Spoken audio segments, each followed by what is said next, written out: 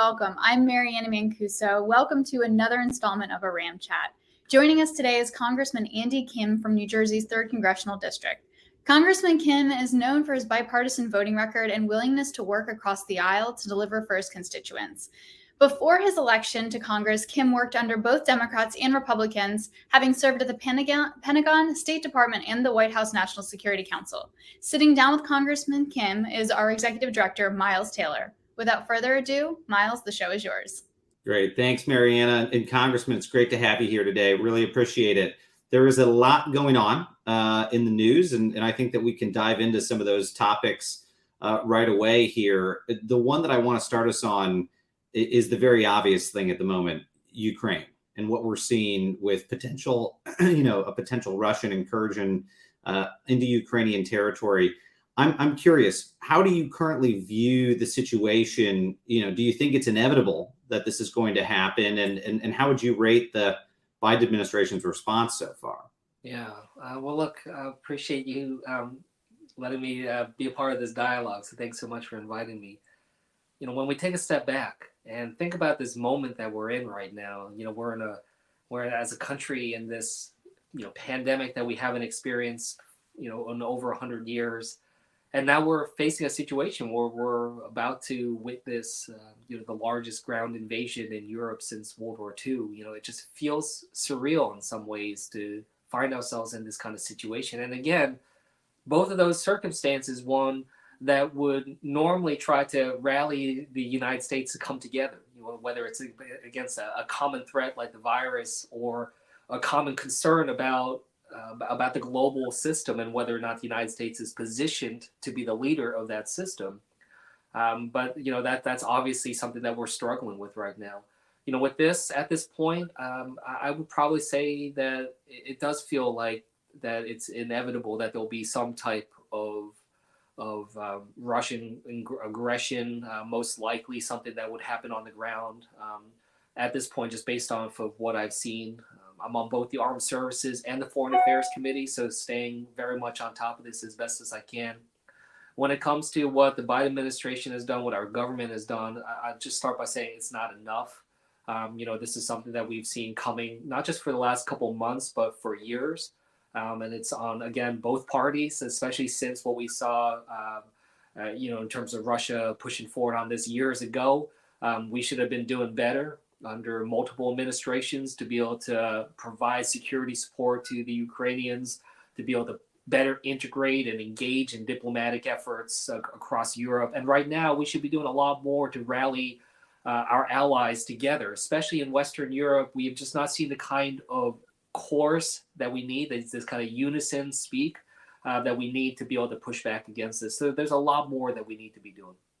I want to get into the politics of it in a minute and how we've had some really unusual reactions here in the United States. But before going into that, explain to our viewers why a non-NATO country like Ukraine, why this matters. Why does it matter to the United States and U.S. security if the Russians go into this territory of a country that's slowly been democratizing after the fall of the Soviet Union? Why should voters even care? Yeah, well, look, first of all, this is more than just about Ukraine. Where we're at right now, we are entering a new era of global politics. We're entering a new paradigm shift moment that has moved us out from the post 9/11 world into an era that is still being defined. It's an era that'll be shaped by the pandemic, but even without the pandemic, we were already moving into this era. A lot of people talk about it as new great power competition and things of that nature, but we still yet to see what the contours are. And I believe that this is one of the first biggest tests that we're encountering about that.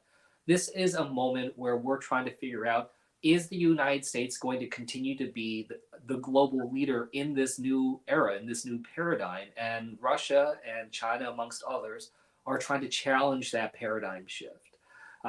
So what we're seeing right now is not just about Ukraine. This is about the structure of global leadership. What Russia is trying to do is trying to dismantle a global order that the United States led the charge with after World War II and continued to build on. and try to do that. So what happens with Ukraine will shape what happens with Taiwan, will shape what happens with so many other aspects of what is to come in the coming years. It is also the biggest test that we've seen in a long time to the transatlantic alliance and what that means in a post-Cold War and now post-9/11 era. What is it that we're going to be seeing from that? Is this the harbinger of a new Cold War? I mean, is that the direction that we're headed? Vladimir Putin has made very clear, he wants to reestablish, in a sense, the former Soviet Union. I mean, he wants to rebuild that. So, what does that mean for us? Does it mean we're in a medium-term conflict with the Russians, a new Cold War? Oh, I always try to stay away from that kind of language of new Cold War because I don't want to make it seem like that great power competition will inevitably end up in some type of hot or cold war in terms of having to fear from that. It doesn't have to be that way. There isn't just one playbook. It's not like we just go and say, okay, we'll dust off the long telegram. Here we go again. The global world right now is not one in which kind of the old strategies of containment and other things like that are as possible as they were before. So I worry about that. But look, what we do see is that it's an era of rising autocracy, rising levels of challenge to democracy, and I think there is a lot that we're seeing in terms of the trajectory that is so alarming, as it is weakening that idea that we've been promoting for so long as sort of this beacon of democracy in our country. That's something that's directly under assault right now. So I don't know fully how it's all going to manifest. I mean, we certainly know with Putin, just his own personal style and ambitions are one that has always leaned towards aggression and efforts there to try to reassert a lost reputation that they want to have. Russia, though, as we know, is not at the same level as the United States or frankly China. They want to be seen as a peer to us, and these are their efforts to try to do that. But their economy and so many other metrics show that they are not, and so this is the kind of way that they try to flex to try to be up on that world stage with us. And we got to show that is not something you can just take hostage. That being a global power comes with responsibilities. Well, Congressman, I want to get into the politics of this a little bit because we've seen some really surreal things developing, especially in Fox News land. People like Tucker Carlson have gone out there and essentially said we should be on Vladimir Putin's side. And, to me, this is a real novelty that, as you noted at the top end, you would expect that one of America's adversaries invading a democratizing country is something that would get people to unify, right? Whether you're a Republican or a Democrat, you'd expect that we'd go stand together and say, we need to push back against one of our adversaries. But instead, I mean, in the wake of Donald Trump's presidency, where, frankly, he tried to really warm up relations with Moscow, you're seeing these deep divisions. Something that maybe previously would have been unifying is now becoming a divisive political issue. What do you make of that? And I'm curious whether you're seeing that on Capitol Hill right now, in committee meetings and elsewhere. Is this division making it harder for the United States to respond? What we're witnessing with this is just the far reaches of just the corrosiveness that tribalism has played upon our country and upon our governance and our politics. As someone who worked in national security before, I was a career State Department official. I started at USAID under the Bush administration, worked under Obama. In fact, my only experience on Capitol Hill before being a member of Congress was as a Democrat, was working for a Republican senator. I worked for Senator Richard Lugar when he was chairman of the Senate Foreign Relations Committee. And when you look at how Senator Lugar, Senator Nunn, and others have came together at that time to face up against a common threat, to put partisanship aside and recognize that when it comes to our national security, that's the last place that you want partisan politics to belong. That has eroded. That firewall that we try to preserve of understanding that when we send our servicemen and women into harm's way, or even consider that we distance ourselves from the partisanship, that has collapsed. And that's what I find so scary as a national security practitioner, is that we no longer have that ability to withstand the hyperpartisanship when it comes to our national security, and it's everywhere. As I said, I'm in both the Armed Services and the Foreign Affairs Committee. This has invaded every aspect of our work on Capitol Hill, and I find it to be so corrosive and frankly disgusting. Because it's going to be something that puts people's lives at risk. It's going to be something that's going to jeopardize our servicemen and women, our diplomats, and others. And I really don't know how best to try to get it back in the box right now. But we see that right now. We're at a place now where Americans, based off of this tribalism, they're more likely to see other Americans as the enemy than our true threats. And that's why these other countries are challenging us. They see us weak, they see us broken, they see us distracted by fighting each other, and they think that they can get away with things. So the more that we keep fighting with each other, not only does it make us weaker in terms of actually coming up with a solution to the problem, but it's going to encourage other countries, other leaders, other dictators and autocrats. It's going to encourage them to try to keep pushing the limits here. Well, you're a national security professional, as you noted. I mean, that's how you got your start. You spent a lot of time in the foreign and defense policy establishment, and most of your career, Congressman, looking outward, looking at those threats abroad, whether it was Russia or China, terrorist threats, et cetera. But now, as you know, we've got this deep political division at home that is in and of itself a national security threat. If we can't come together, our adversaries are going to take advantage of that. Where would you rank that? I mean, I'm going to put you on the spot a little bit here. Where would you rank that in the list of national security threats? I mean, our divisiveness, how serious is this? Is it a bigger threat than we face from some of our foreign adversaries? Well, look, I actually don't necessarily rank them in a particular order, because the problem facing our democracy and the challenge when it comes to our ability to unite, it overarches all of these problems. It actually can't necessarily be, in my mind, kind of listed as the threat from Russia or China or North Korea or Iran, because it affects every aspect of our government, every aspect of what we do. Like, we cannot respond to any of those threats properly unless we actually are united. So in some ways, this is sort of a more existential threat to our ability to get anything done. And we've seen it for a long time. Again, this is not a new phenomenon, but we've seen it for a long time become just an issue about stagnation in government. And, I grew up my entire life, I felt like there was just, gridlock and stagnation when it came to our government. But this is different now. This is what we're talking about, is not just about stagnation and the slowness of deliberative democracy, but this is actually a place where it is, eating itself out from the inside out. We are actually degrading. And I think we're on an unsustainable trajectory when it comes to the hyperpartisanship and the divisions in this country. And as a father of a 4-year-old and a 6-year-old, I got 2 little boys who spent, a whole weekend sledding down the same hills that I sledded down when I was their age here in New Jersey.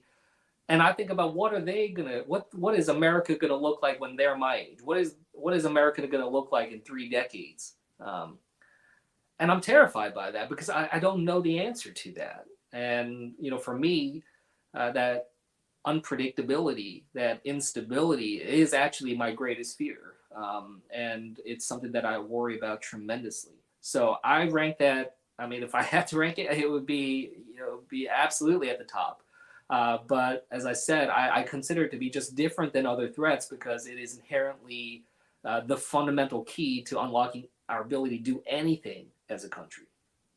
Well, Congressman, take our viewers into the Capitol right now, into the U.S. Capitol building. This is a place where, back in the day when you were a staffer working for someone like a Senator Lugar, it wasn't all gridlock, right? Things got done. I mean, there were, Lugar was famous for working across the aisle with Democrats, even though he was a Republican. And some of the really big signature things that happened in foreign policy in that time period were because of his willingness to do that.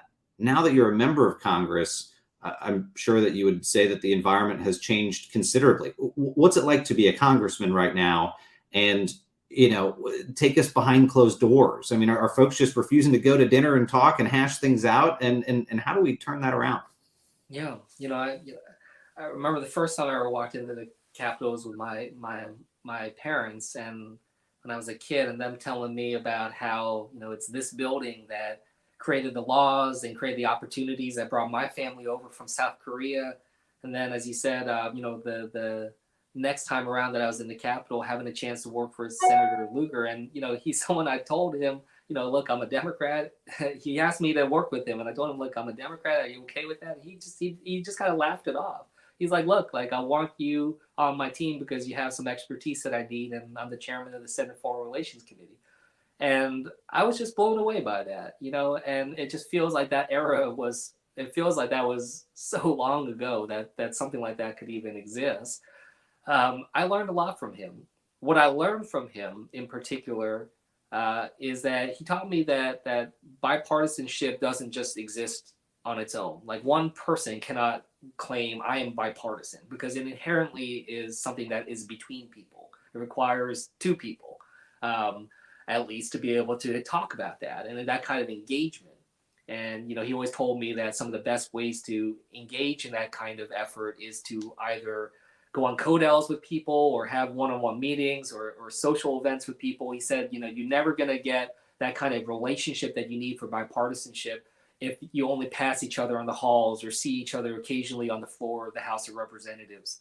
So he taught me that it's not like bipartisanship is not just like some element of nature that you stumble across. It has to be created and nurtured and engaged upon. And by all those metrics that he taught me, we are failing right now. We cannot just assume that bipartisanship is something that is inherent within our system of government. As we said, it doesn't actually just exist. It has to be actually created. And we're failing that right now, in part because we just aren't building relationships on Capitol Hill anymore. The tribalism has gotten to such a point where people don't even talk to each other as much. I remember the day I was sworn in, I came into the House chamber, and I don't really know my way around that floor. And we were getting sworn in. A lot of the seats were filled. I sat down at the nearest seat that I found open. And I guess it turned out that it was on the Republican side of the aisle. And I guess like a lot of reporters were just starting to freak out and be like, oh, is Congressman Andy Kim trying to send a message on day one about bipartisanship? And they asked me about that when I left the chamber. I said, hey, look, I just came in, tried to find an open seat, and sat down. I didn't realize there was assigned seating in Congress. And the main thing is there should not be assigned seating in Congress. And there should not be this level of tribalism that it shocks people when someone talks to somebody else or sits on the other side of the aisle. But that's the unfortunate situation where we're at right now. Well, I saw not too long ago, maybe you'll know more about this than me. Someone had suggested, and maybe this bill was introduced, a bill to make all members of Congress in Washington, D.C. live in a dormitory together. Your thoughts? I think something that just pulls us out of our routine is necessary.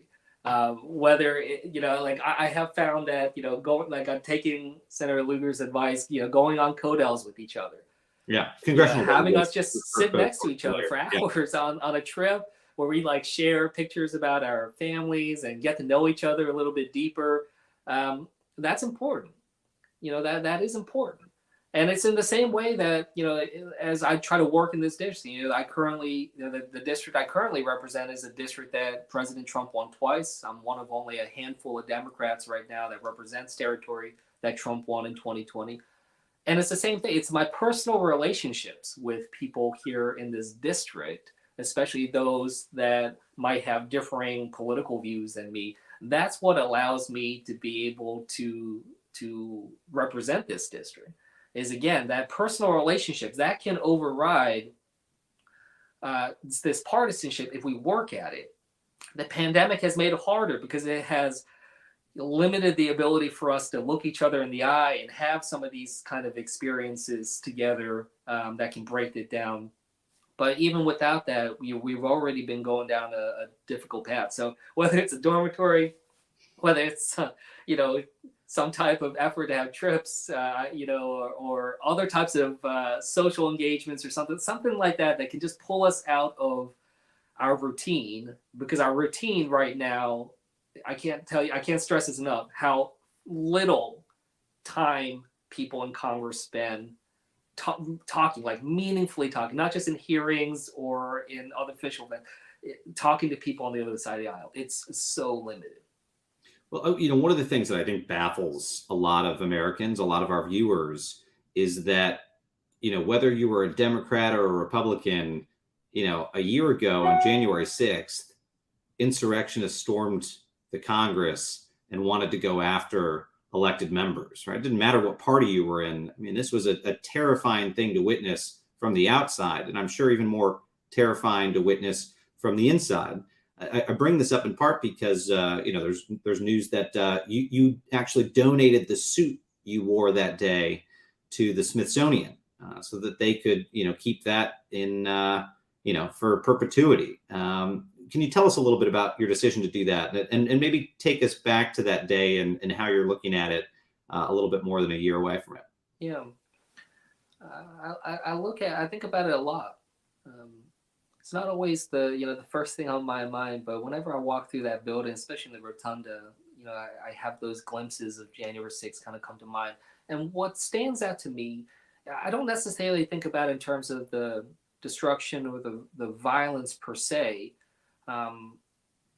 but what I think about often is the fact that I will never be in America anymore where we can dismiss the ideas of Americans fighting Americans in the United States Capitol. Like that is now a reality that we live in, and we can never erase that from our history.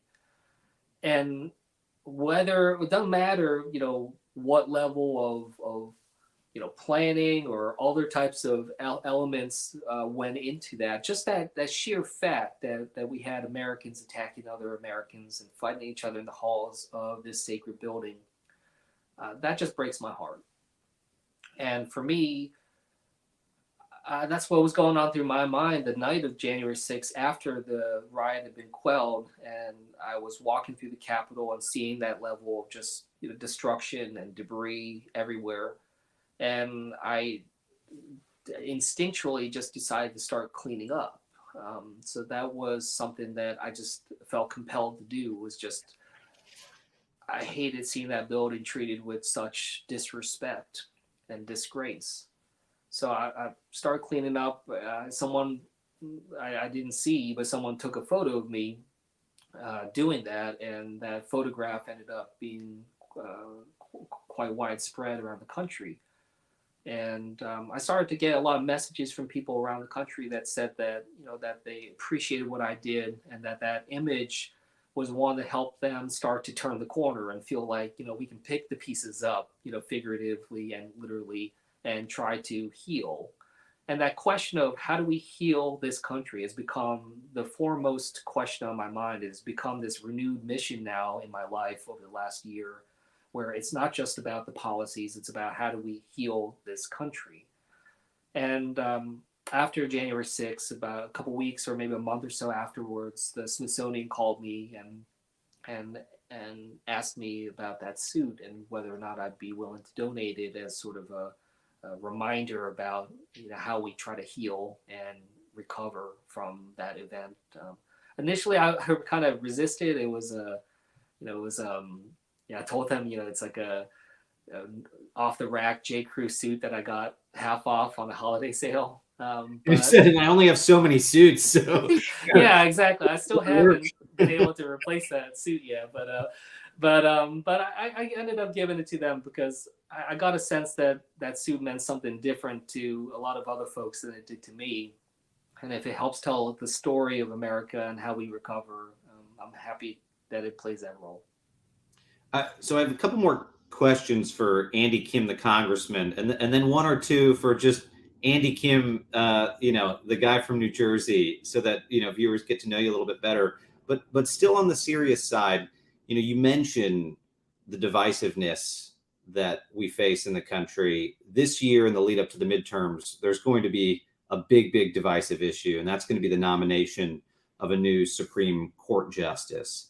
If you look back, only a few years ago, we used to confirm Supreme Court justices with an overwhelming majority, regardless of the party of the president who nominated them. It's almost inevitable that this fight to replace Justice Breyer is going to be right down party lines. Do you see any potential for unity on that front, or, as I note, is it inevitable that this is going to be a big partisan fight? And are there things that we can do to avoid it? I wish I could feel more optimistic about this, but I do worry that it will just devolve into a big fight, in part because so much of what I experience on Capitol Hill and see there is what I call performative governance. Is so much of what happens, it's about the theatrics, it's about showcasing, and I find that to be, again, so terrifying in some ways, because it really feels like our jobs, we are working jobs whose job description is in the Constitution of the United States. We can, by power of that document, be able to pass laws that affect everyone in this country. But instead, so much of the time is spent kind of cultivating, trying to get a viral video and trying to say that thing that's going to get you the headlines. And the way it is because we've gotten to this place where too many people in government think that attention equals success, that attention is what we're trying to get towards. I think one of my colleagues even said something like, if you're not on the news, you're not governing, or something to that effect, which I just think encapsulates the problem of the moment, where people are conflating attention with impact, rather than understanding that governance is something different. So I wish that we can move past this, and I'm hopeful that we can start to be able to do that. But I worry that we're not quite there yet, where we can turn the corner, and it's not inevitable. And I think back upon a line that my first boss at the State Department once told me. He told me that you don't have good government unless you have good people working in government. And I think we sometimes lose sight about this. It's not just about the policies that we're fighting for and the laws that we're fighting for. If we want to get progress moving, it's also about the quality of the people that we bring in, not just as elected officials, but across the board. Our government is a reflection of who works in government. And, I hope that we think about that, more deeply, not just in terms of who we vote for, but also in terms of who steps up to run in the first place, and what we consider to be real choice in our democracy. Well, Congressman, I think I speak for a lot of folks in our organization when I say that, you are one of those people. You're a unifying representative. I mean, here we are on the screen, you're a Democrat, I'm a Republican. That doesn't really matter to me, because, you're the type of person who's recognized as someone who reaches across the aisle to get things done. And I want to ask you, to explain to our viewers maybe an issue that most of them might not know about, where there is some good consensus happening on Capitol Hill. You work on a lot of different issues where you're trying to build bridges. Give us a little bit of hope. What's the silver lining on Capitol Hill? Where's an area that most folks maybe aren't paying attention to, but there is good progress and cooperation behind the scenes? Yeah. I mean, look, there's some elements of that in national security that we've been able to work on. I'm on the small business committee, so that's certainly a place where we've been able to find some. But again, I feel like some of that's getting kind of shaky, and that small business committee this time around has been a lot more partisan and weaponized than it was in my first term. But two things I'll just kind of mention where I hope we can grow on. I see some seeds here of what we can do. The opioid crisis has taken the lives of over 100,000 people in the last year. COVID, I think, has done about 350,000 people last year in terms of numbers that were killed. The question is, that's about what, 28%, opioid crisis, about 28% lives lost of the total of COVID. And the question is, are we doing 28% of what we're doing on COVID for what we should be doing on the opioid crisis? And the answer is clearly no. We're doing maybe a fraction of 1% of what we're doing on COVID, doing that for the opioid crisis. There's a lot of room here to grow. I lose nearly 2 people a day in my congressional district to the opioid crisis. It is devastating our communities. And I keep hearing and seeing a lot of bipartisan talk about this. I really hope that we can channel that into real action. I know there's been action in the past, but what we lack right now is a national strategy on how to tackle the opioid crisis. And I have been engaged with a group of bipartisan members to be able to do this. Congressman Trone from Maryland has been just incredible at galvanizing leadership and energy and pushing for that bipartisan solution. So I hope that's a place that we can grow. It's a place I think many people don't necessarily see that energy there because it's kind of behind the scenes and not in the headlines. But I'm hopeful that it'll manifest in something big. And hopefully this year, even in an election year, hopefully we can get some big pieces of legislation through. Well, we stand with you on that front. And I think that, we really strongly agree. And hopefully there's an opportunity for some progress in that space. I want to shift here as we round out towards the end, as I noted, to Andy Kim, the person, and not just the congressman. And I'll say one of your colleagues, Representative Abigail Spanberger from Virginia, was on the other week, and she told us her embarrassing admission was that she's a big fan of these Hallmark movies that drive me absolutely crazy. I'm curious to ask you, what's a show or a book or something that you're indulging in right now that's completely outside of politics? Some piece of maybe worthless entertainment or really inspiring entertainment that you enjoy. Give us some recommendations. Sure.